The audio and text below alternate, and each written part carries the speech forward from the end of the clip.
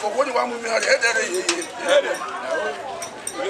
la make me ni won imagine na see me ni won we ba that school we bero mama obo ke ko ya ko lo le joda se iwa re ma na si di ere o de ko ma but e buja pe le ri o te mama e buja lo ko o so ma na ko lo inu ni je ko si ere ko so ma we no ari go ba mi ya kan ne o Banu ya na ketu me mu ya. Ọmọ wa le di ojo na dola. E me ya gba ni. Wa de ice cream o.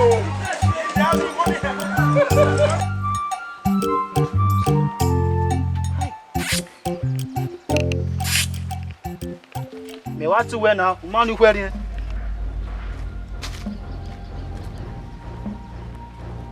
Ja.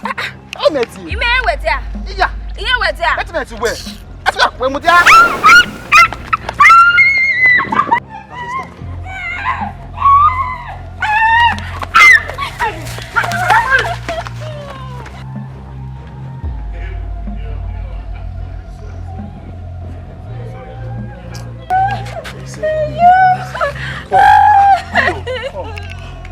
Sorry. Where are you?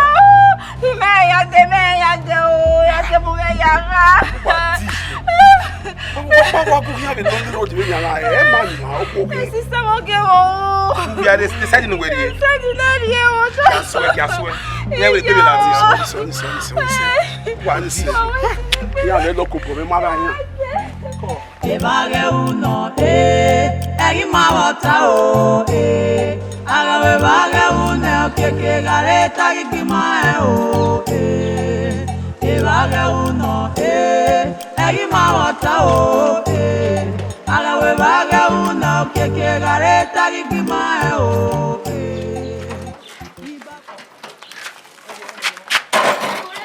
D'accord. Donc ouais fini.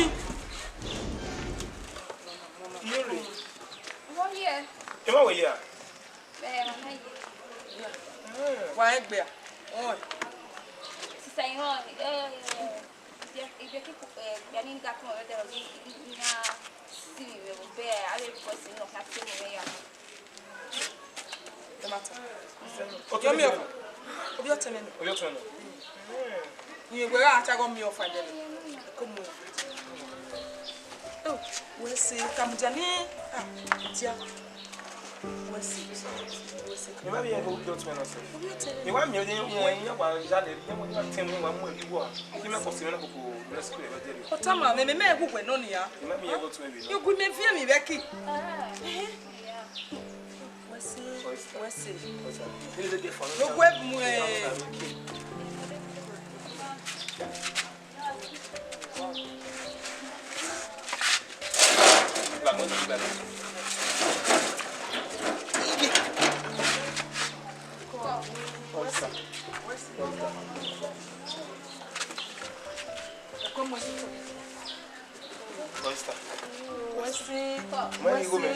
Hey, Jamwe Gojidi.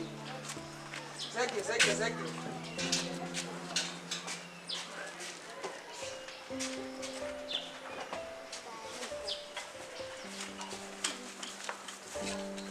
Dorie.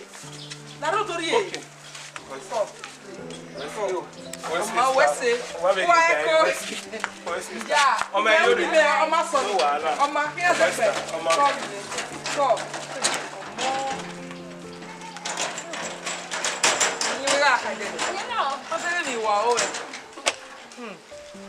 Don't fear la Westall. La Westall is on our face. Stay walking in no now. Yeah, no. No, we are this. I'm one and I'm Mamma Wakuyaku. But I want to pay for flat. Ah! I'm a cat of the house. Yellow Muslim. Who am we are?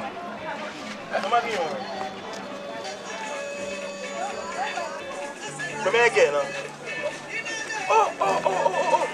Baby, now you rescue the girl. Where you me? Every year, you want to go any me am here dey on. Wait, so about your debate we don't know. Oh, it is. Wa must say. Yes, me ba wa park him the case wa can mu any load, ma mu any load. Iya gwa le kabi no ya mu ye ne. Ba bi we be na. Me gwa. Okay, kabi la we.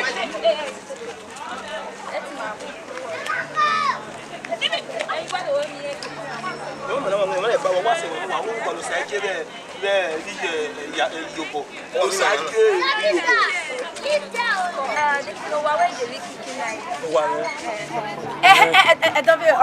Eat it. Can you stop? Oh, me marry me man. Why the bonus street? The last house by your left. I was going to say again. Oh, Yobo. My one living man here was there, man. Papa my bag. Awu asebani. O ka mi ogwale we better push her. I'm proud of it. It's okay, Yobo. No, we are the my winners. It's okay. We are here.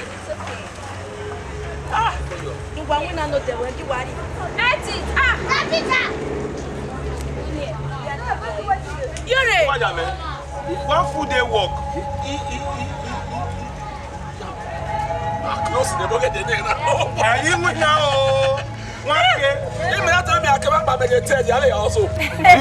One food they work. Yobo, aso bole. You give me one more. You was so. It's okay. See you soon, okay? Manya tene. Japa. Oh, we see.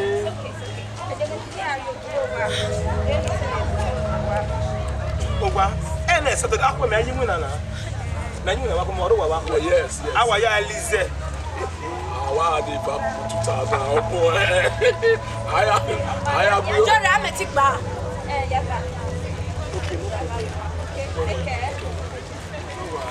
Yakba.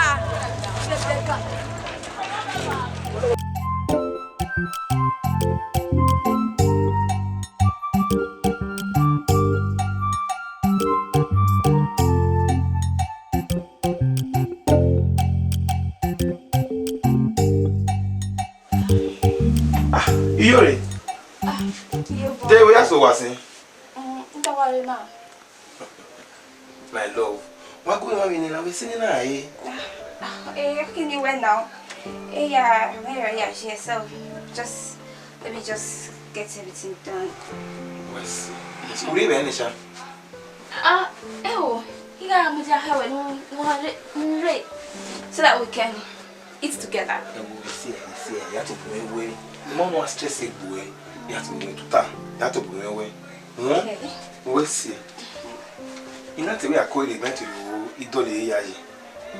Koyo. Osagero. Osagero okay. Oba say you say go get to any kidi. Okay. Metemi ya so, metemi okay koyo to. Okay. It's in my wearing my. Emma la dana. Okay. Oh, that's my baby. Ewe numuri na why na ogano. Let's say. Ugele kwa ni bai. Let's say. Yure. Oh, no. Let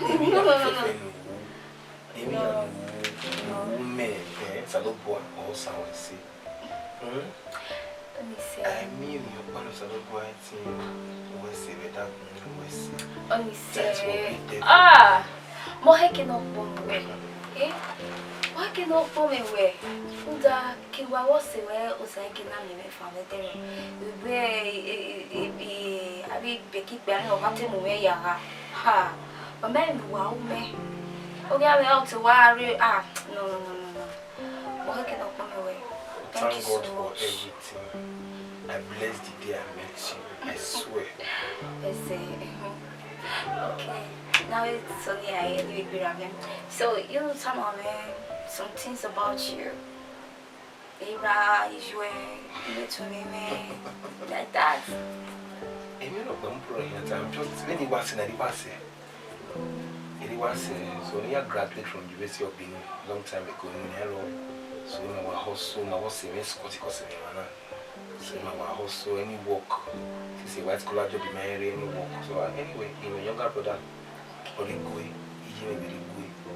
So even if he sees him marry, maybe I had to maybe do a hustle with my Scotty Cossin. So we are man in the case, in the kid to none, he may give me maybe good, but more damage. He may give up again, but you know, they were saying my sister, I'm not better. As far as also, my boy, even though my boy, I'm in a row. Don't worry, everything will be fine. Just believe. For loving me without nothing. Don't give me rock back.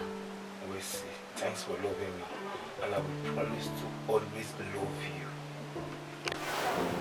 you. You dey form my hand big time. You dey fucked up. Even we want to say now. What did they saw? I got here nowhere. Huh? We make why me now, Poma. What's his name? I love this guy. This guy saved my life. So anything I'm doing for him, he deserves it. More than son. I love him. I love him. He deserves it. Oh, Larry. Eh? Babe, now you gonna give money to that guy. Now you I don't understand. What did they saw? This will be on my hand though. Eh?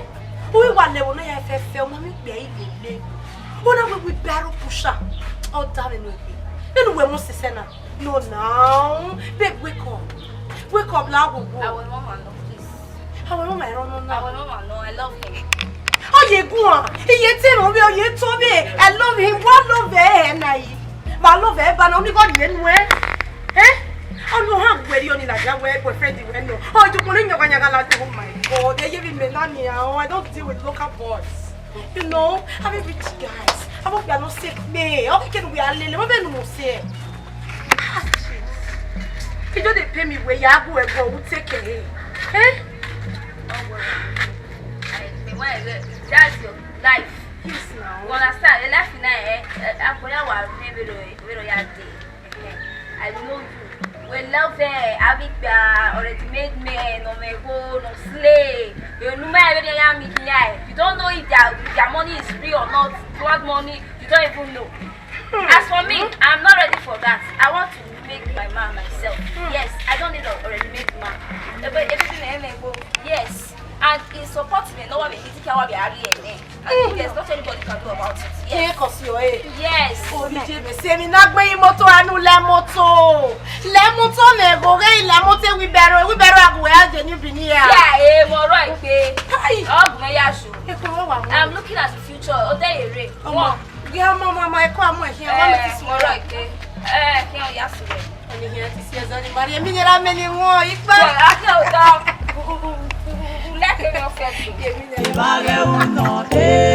Ehimwenma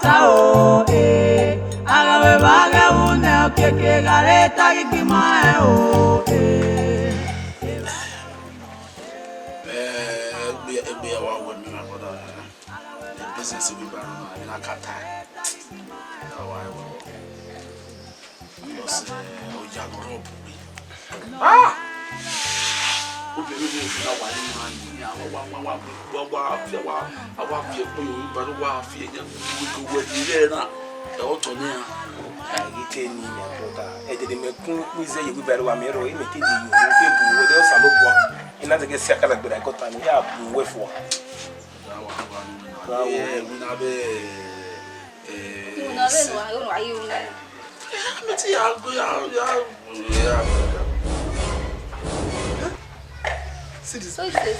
Big for nothing fools. Big for nothing fools. You never understand when I want to give my house rent? Huh? Wait, tell never is down when I wait, I don't understand. You know, when I ask my big grill soon, never is. You know when my father died leave this house for me? Huh? I beg. See, today, that money I must give you that will go pay. For you pay for how many months? Please, sir. For how many months? They will pay you. I bet I not that one. See, okay, I don't get money, but see, woman when I carry people for center.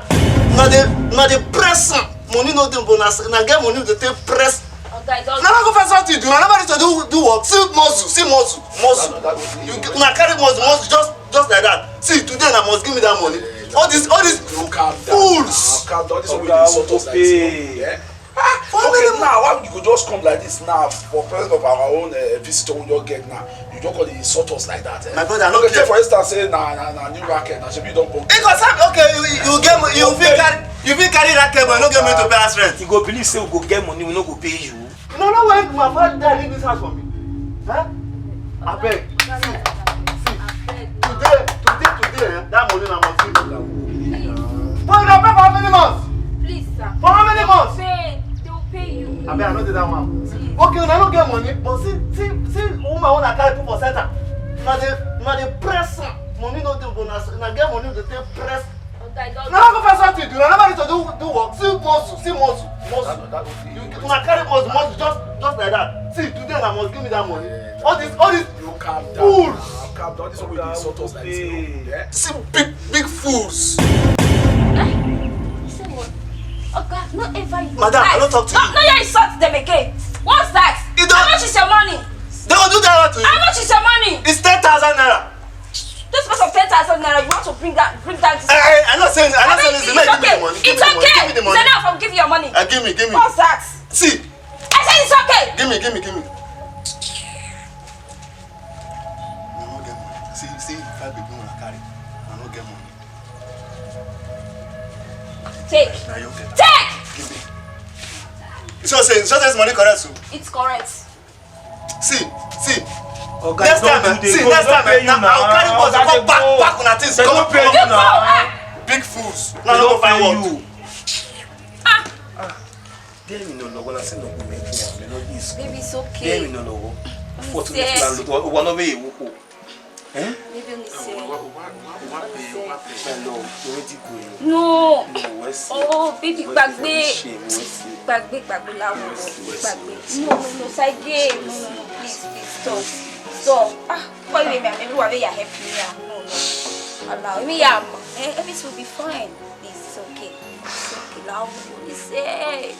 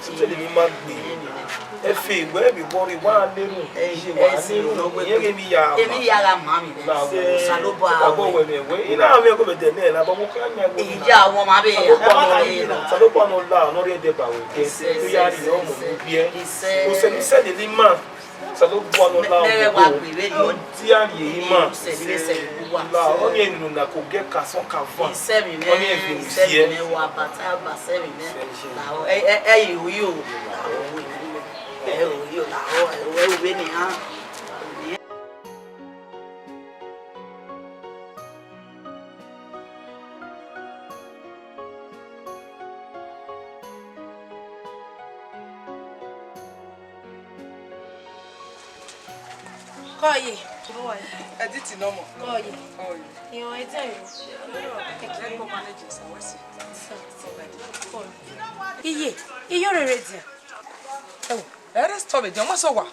Igual so why you wear one? Let's call it no bag, no bag.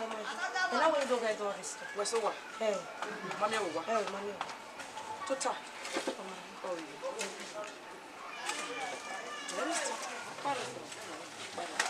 I'm sorry. Oh, my God. I'm sorry. Oh, my God. You know, my rose. You will do come. I will see him now. Eh? I ain't much.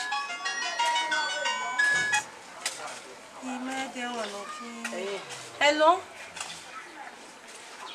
I'll call you back. Alright, fine. Hey, Yuri. I said, oh, anytime they ban, you're sorry, I agree. Anytime they ban, you know when you don't know where we I'll work with sort of a big Yuri. A pam in Yore. He wouldn't hammer. Yore, Yazigona. Ijore zigono we better push Erikae. Ah, Erikae. It's a mena. Ina we jore, ina we. Ah! It's a. Ijore. You go by go. You go share gear there, not in service. Ijore na go. Only know where we are. Ijore we go niki. No ya dame Roger. Ijore. On va dukone nene boy. Ijore ga gbeto. Ijoro ga di bata. Ijoro oga de. Onye yi so gbe do se gbe edo si na gba yakun. Benu kuana. Eni kereje. Iji. O titi me ya na mi Yoruba. Erun di Yoruba mu mere. Benu wa mi o kan ni Ijore. E je waja. O wa gba, baba na fi. Ebia, o wa mo bojo. Emi ta ma be. O da wo ko pe ani o ya ti. O wa dia. Titi. Benu kuana. Ige ina we yet is you eh. Okay kini kama we. Yet is you eh. No da ijere ere Nigeria. Bo give ije betia. Yet. Où est-ce que vous Où est-ce Où est-ce Ça va. Jimmy. Ibabagima no matter Evbagheru udemenda no gbakia aragwa lo defe o aragwa lu mama gbona o Hello? Owa kake o na lu enwan no sari. Oye. Eru lefe. What be man aye? Osunu.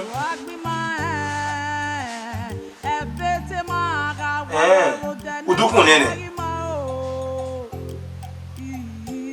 I call you with it. I call you with. No? I call you. Also, if you go here,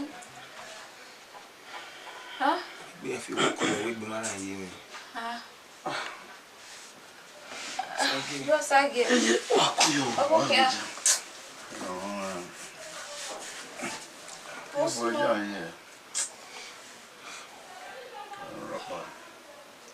anyway, it's my memory because your mood tells a lot. Also, no, where now? No, I call you, say, yeah, need go, and mammy go, you marry by seeing my was okay, and mammy go up pay school fees. You boy, come out when I've been a women because. I don't know why you know in America, but no, my day. Okay, only say. Also, one Masonania. Only say. Can the graduate stream or Yadu associate with Seller? Eh? Only say. Understand? Come on. Okay, why worry? I will see what I can do. Yeah, 10,000 way. We'll make it out again to it. Would that be okay? Baby, yeah, 15,000 when we give. But I do more. Okay? What will we? If you want to call him, if you want to allow, but we be man aye. Be man aye. Mommy go ya do kun. You guys should share up, okay? I'm here for you. West. Ah, Sabo Afian boy. It's okay. Ah, you born with any man. Sabo Afian boy. It's okay. Any young man, I just believe that. Maybe say, Mom, now. And do you better we know book be a day? You must see me a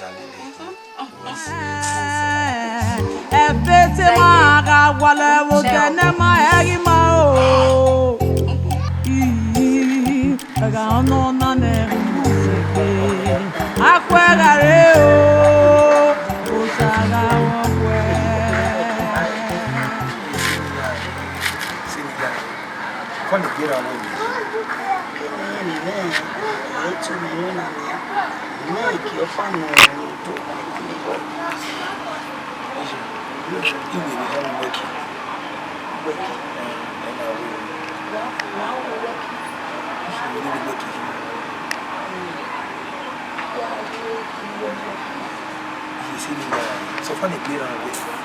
The man when you feel to them where they look at me yes, you see me. Funny clear away. We are women young working. Oh, son of boy. When we was or sena. Yeah, women in working here. Oh, women, see ya. So funny clear away.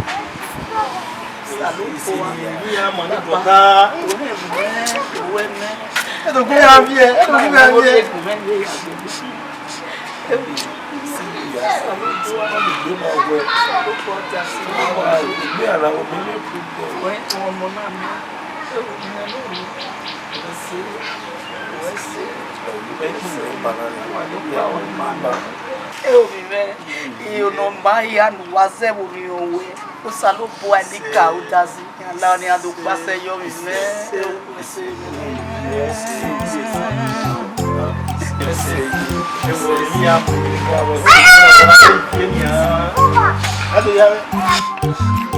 Evbagheru no Ehimwenmaofficial yeah Evbagheru na keke gare tagi o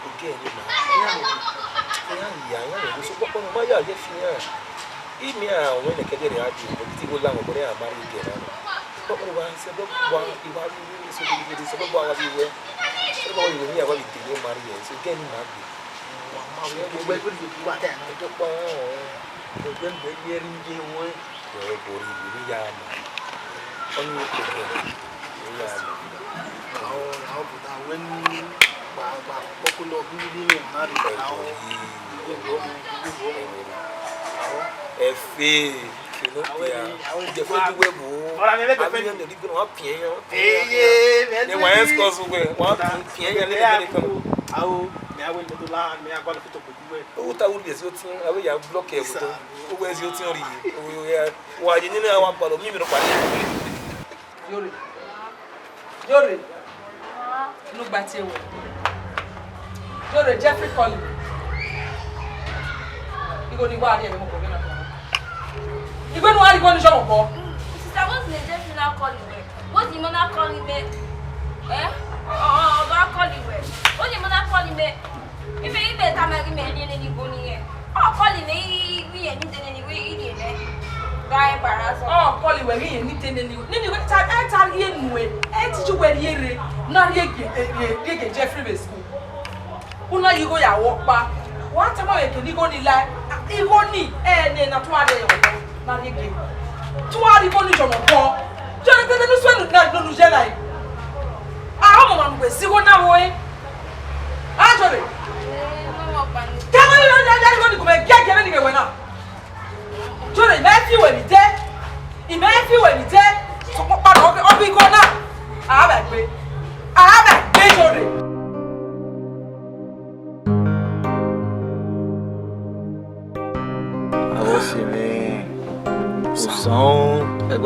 Osaki, Yobo. It be what woman wa. Hey, this condition na CD. I understand. No, sir, where my work bar in school now? Where my Yobo where me how come we do you have a motor and now what do I live big? Where we are money? I don't understand though, boy. How far you teach us? See, teach us the way. We as we did so me and Yobo, brotherly, we don't too suffer. Now we barrel pusher, now we dey push. See, I make a man Ehimwenma, English and Bini ma push we barrel. Third Junction ma push we barrel. New market ma push we barrel. Urban market ma push. I make a man Ehimwenma we do now. I say Bolia market. Hey, bro, why my asking me again here? Make you show us the way. We be amigo now and we now be a big boy now. Your boy be quick now. Do the raw AK nula would that be something CV? My baby school here. That is something CV. The company where we are not boy CV for man. The everybody see you boy ya. The street in on ya. Even at all. You never will tell do ya. More some billion. You never tell that. Even go. It will do. Yeah, poor. I be telling you working. Oh, billion. Where my enemy? You go no. Me no. Where show Facebook even ya? Yes, now. He push we barrel. And you what it you some billion. Hey, many ya. And ni wine ni. Sound lawo. When you make a my way back on 7 and sound billion. At the end of the day, my way back me 100 way. It don't make sense now. I know. Calm down. I go help you now. I mean, did this game. Yeah, help you. Apart from having Yauna, you want to be Romaji school now. You know what we know, boy. I get better in ya. Forgetting me battle. The person you will tell you go. What more J Clubber? I'm a week walk. Okay, yeah, I will not go back. Keep pressing. Where a person maybe boys, baby boys no feel the way the police are as here. I be sassy and my brother. My brother, maybe setting. It do I feel my go everywhere police will be walking when they do. He setting.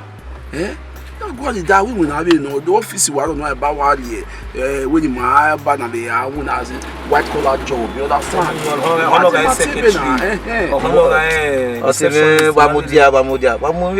Police for go about the police. I the guardian, you understand?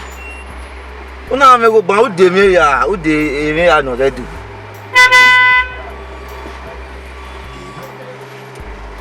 What the police? Carbonia.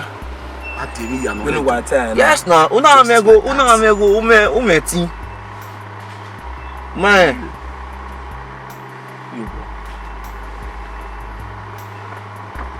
Some money. This is where I happy man. Yeah, baby.